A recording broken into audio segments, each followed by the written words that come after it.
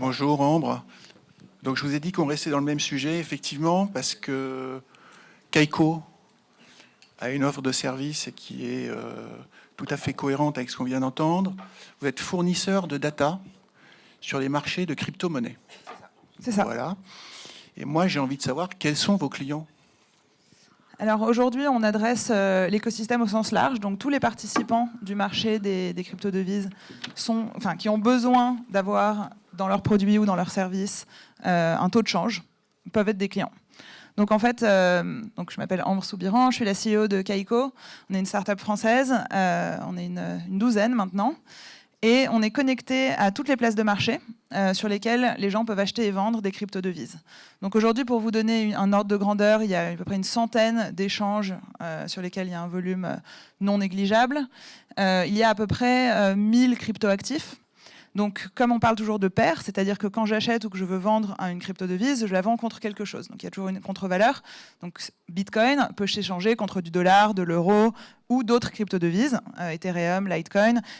Bitcoin est d'ailleurs souvent une devise pivot qui permet de rentrer en fait dans des tokens dont vous avez parlé tout à l'heure.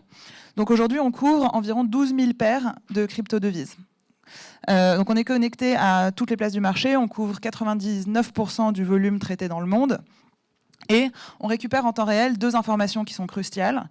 La première sont les carnets d'ordre. Les carnets d'ordre, c'est les ordres acheteurs ou les ordres vendeurs. C'est comme ça que se crée la formation des prix dans la plupart des marchés d'ailleurs traditionnels, mais également dans la crypto. On enregistre tous les ordres acheteurs et tous les ordres vendeurs, c'est-à-dire les carnets d'ordre. Ces carnets d'ordre donnent une information très importante aux participants du marché des cryptoactifs, qui est quelle est la profondeur de marché, quelle est la structure du marché, est-ce qu'il y a beaucoup de volume à l'achat, est-ce qu'il y a beaucoup de volume à la vente, combien de volume est-ce que les différents marchés peuvent-ils absorber. Donc cette information est importante. On enregistre aujourd'hui sur ces 12 000 paires d'actifs tous les carnets d'ordre 2 fois par minute. Donc on a toute la profondeur des marchés sur le monde entier, toutes les 30 secondes.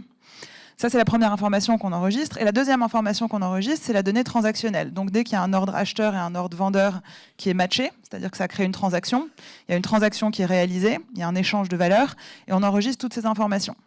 On a aujourd'hui, je crois, plus de 9 milliards de transactions enregistrées depuis 2013. Et on enregistre en temps réel et du coup en historique, tout l'historique des transactions qui ont été effectuées sur toutes les paires de cryptoactifs que l'on traite.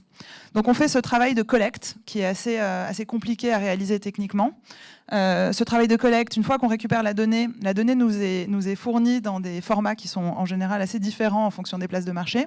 Donc on fait un travail de standardisation de la donnée. Une fois qu'on a la donnée standardisée, on la stocke. Donc on a des bases de données qui sont répliquées aux États-Unis, en Europe, et on va bientôt ouvrir une 3e réplication de notre base de données en Asie.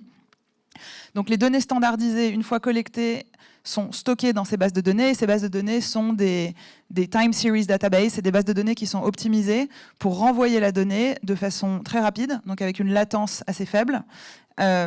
Et qui sont faites aussi pour supporter un très grand nombre de demandes, de requêtes. Donc une fois que cette donnée est enregistrée dans nos bases de données, on délivre la donnée aux participants du marché. On a aujourd'hui 4 façons de livrer cette donnée. Et je vais passer très très rapidement sur les produits. Il y a un produit qui est vraiment optimisé pour les gens qui font de la recherche, donc c'est vraiment du big data.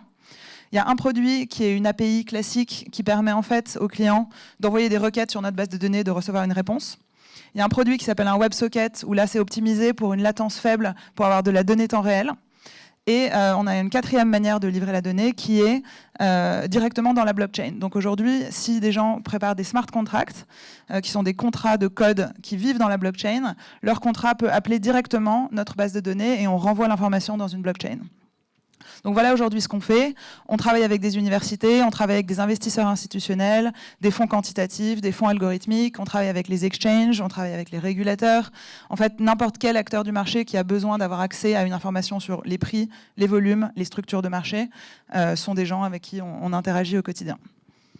Mais écoutez, merci beaucoup Ambre. Ce que je retiens, moi, c'est que vous allez devenir un acteur déterminant dans cet écosystème. C'est le but, absolument. Et effectivement, ce qui est assez intéressant, c'est que la boîte existe depuis 2014. On a eu beaucoup de traction en fait en 2017, au moment justement où il y a eu une demande et un intérêt plus fort du marché au sens large. Et la première étape avant de rentrer dans un marché, c'est d'analyser la donnée. Donc on est en amont du développement de l'écosystème plus large. Merci Ambre. On vous retrouve sur l'espace partenaire. Absolument. Si on a envie d'en savoir plus. Je vous rappelle également que Kaiko, au même titre que les 7 autres FinTech qui pitchent aujourd'hui, concourent pour le trophée de la FinTech 2019, qui sera remis, Luc Sorel, à 12h45, je crois. Parfait. Voilà. Et donc, si vous avez des questions, je serai dehors. Vous nous verrez, on a un grand kakémono, donc n'hésitez pas à venir nous voir et à poser des questions. Merci, Ambre. Merci à vous.